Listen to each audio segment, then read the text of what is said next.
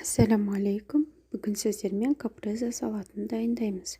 Бізге ең алдымен қызанақ, сыр және дәмдеуіштер зәйтүн майы қажет.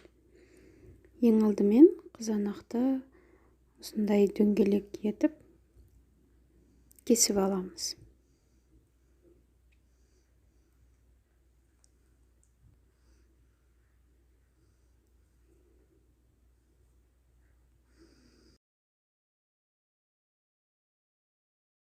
Енді кезекте сырымызды осылай кесіп аламыз.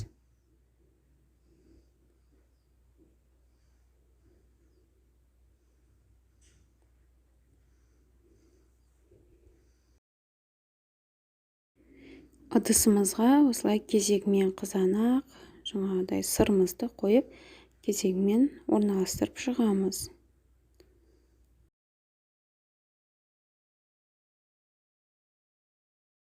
Енді кезекте тұз, орегано және базилик дәмдеуіштерін сеуіп, қосып шығатын боламыз.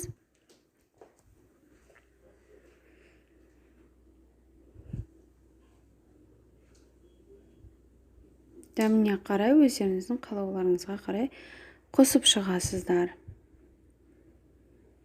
Одан соң үстіне оливковое масло, яғни зәйтүн майын осылай құйып шығамыз. Міне біздің салатымыз дайын болды. Достар, жасап көріңіздер. Менің каналыма тіркеліп, қоңыраушаны басып қойсаңыздар, менің алда көптеген рецепттерім сіздерге шығатын болады. Жасап көріңіздер. Ас болсын.